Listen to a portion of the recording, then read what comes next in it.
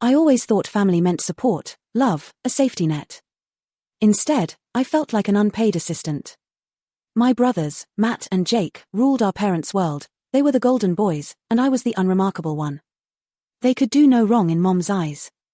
Look at how good Matt is with his presentations, she'd say, while I stood in the corner, feeling invisible. I worked hard, juggling my job and taking care of everything at home, but my accomplishments went unnoticed. It was just another Wednesday evening when the conflict erupted. I had just come home from a grueling day at work, my feet aching and my mind foggy, when I found a group text from my parents. Who's picking up dinner tonight? Matt's too busy with his project, and Jake is, well, elsewhere. The pressure ballooned in my chest. I hated that they always expected me to step in. I'll get it, I typed, but my frustration started boiling over. As I waited in line for takeout, the memories hit like a wave. Times I'd missed out, opportunities squandered, all because I was the one holding the bag. The next day at breakfast, I could feel the tension rising like a fever. Could you not just order more takeout? My mom asked, eyeing the barely touched food scattering my plate. It's just so easy for you. You mean easier than making sure Matt has everything he needs? I blurted out. Silence fell. Jake glanced up, eyebrows knitted in confusion. My mother's expression shifted from surprise to disapproval. You should be proud of your brothers, not envious. The words stung like a bee. I felt resentment weaving its way through our usually mundane interactions. Every time Matt bragged or Jake needed a favor, a new knot formed in the pit of my stomach. Later that week, while scrolling through my social media, I saw a post that bewildered me.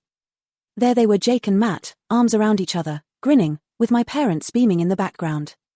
The caption read, "So proud of you both for killing it this week. #family first." My heart thudded painfully in my chest. Thoughts raced through my head. Why wasn't I included? Why wasn't I celebrated? I felt a firm determination rising inside me but buried it deep. I didn't want to start a family war. But by the weekend, my limit had been reached. At Mom's birthday dinner, Jake casually mentioned a new gaming console he wanted, while Mom asked me to help with the cakes.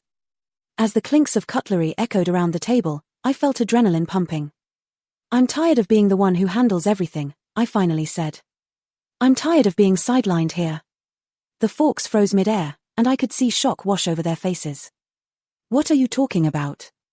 Matt asked, eyebrow raised. You just like to play the victim, Jake chimed in, dismissive. My insides twisted, and every emotion roared in protest.